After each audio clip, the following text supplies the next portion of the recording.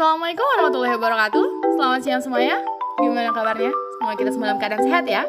Di sini saya dan rekan saya akan menjelaskan materi tentang hakikat anak cerebral palsy, mata kuliah perspektif pendidikan dan pembelajaran anak tunadaksa yang diampu oleh dosen Ibu Dr. Nur Hasuti SPD MPD dan Bapak Setiabudi SKF NS MKF.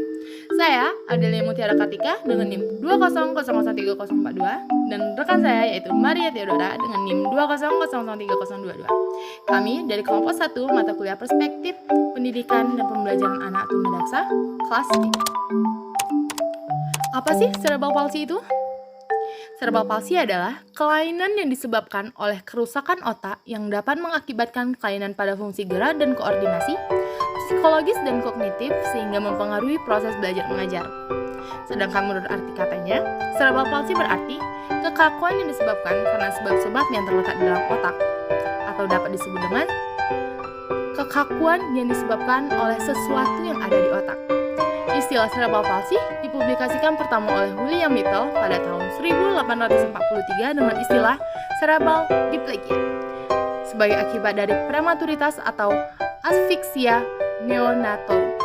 Dan istilah cerebral palsy diperkenalkan pertama kali oleh Sir William Osler yang dimaksudkan untuk menerangkan adanya kelainan gerak, sikap ataupun bentuk tubuh, gangguan koordinasi yang disertai dengan gangguan psikologis dan sensoris yang disebabkan oleh adanya kerusakan atau kecacatan pada masa perkembangan otak.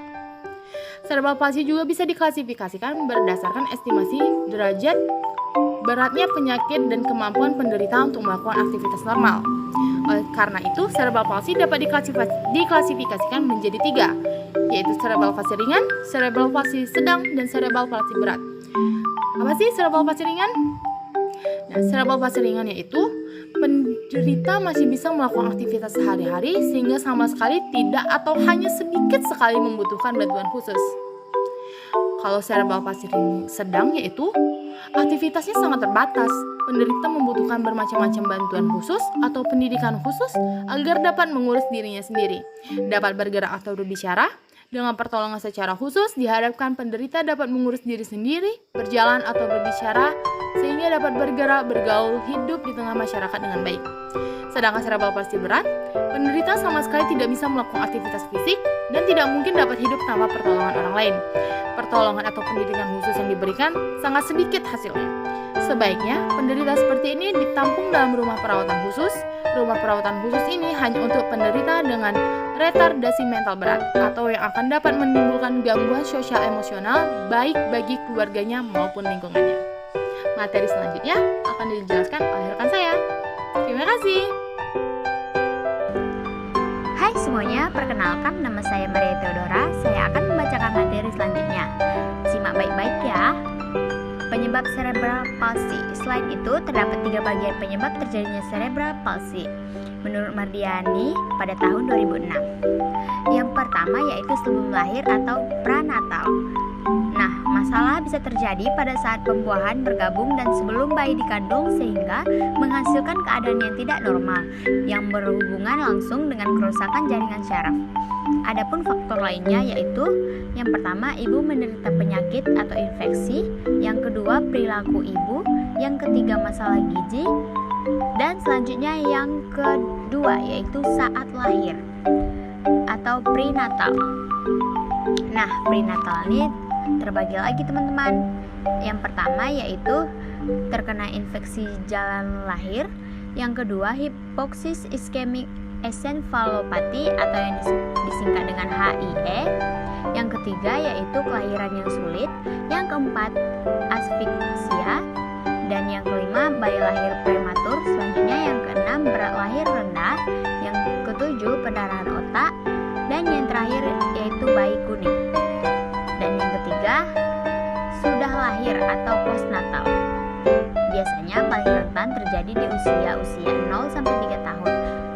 Terdapat penyebab-penyebab antara lain seperti pertama, infeksi pada selaput otak atau pada jaringan otak, yang kedua kejang, dan yang ketiga karena trauma atau benturan. Selanjutnya kita masuk ke materi karakteristik cerebral palsy. Menurut Yulianto, Karakteristik cerebral palsy dibagi sesuai dengan derajat kemampuan fungsional. Adapun karakteristik cerebral palsy sesuai dengan derajat kemampuan fungsional yaitu yang pertama, golongan ringan. Cerebral palsy golongan ringan umumnya dapat hidup bersama anak-anak sehat lainnya. Kelainan yang dialami tidak mengganggu dalam kegiatan sehari-hari maupun dalam mengikuti pendidikan. Yang kedua, golongan sedang. Cerebral palsy yang termasuk sedang sudah kelihatan adanya pendidikan khusus agar dapat mengurus dirinya sendiri, dapat bergerak atau bicara. Anak memerlukan alat bantuan khusus untuk memperbaiki pola geraknya. Nah, kita masuk pada yang ketiga, yaitu golongan berat. Cerebral palsy yang termasuk berat sudah menunjukkan kelainan yang sedemikian rupa, sama sekali sulit melakukan kegiatan dan tidak mungkin dapat hidup tanpa bantuan orang lain. Nah, kesimpulan yang dapat kita rangkum dari materi tersebut yaitu cerebral palsy adalah kelainan yang disebabkan oleh kerusakan otak yang mengakibatkan kelainan pada fungsi gerak dan koordinasi, psikologis dan kognitif sehingga mempengaruhi proses belajar mengajar. Menurut arti katanya, cerebral palsy berarti kekakuan yang disebabkan karena sebab-sebab yang terletak di dalam otak atau kekakuan yang disebabkan oleh sesuatu di otak. Cerebral palsy dikemukakan pertama kali oleh William Osler yang dimaksudkan untuk menerangkan adanya kelainan gerak, sikap ataupun bentuk tubuh. Gangguan koordinasi yang disertai dengan gangguan psikologis dan sensoris yang disebabkan oleh adanya kerusakan atau kecacatan pada masa perkembangan otak. Cerebral palsy diklasifikasikan menjadi 3 sesuai dengan tingkat keparahannya, yaitu ringan, sedang, dan berat. Cerebral palsy dapat terjadi pada saat sebelum lahir, pada proses kelahiran, dan setelah lahir.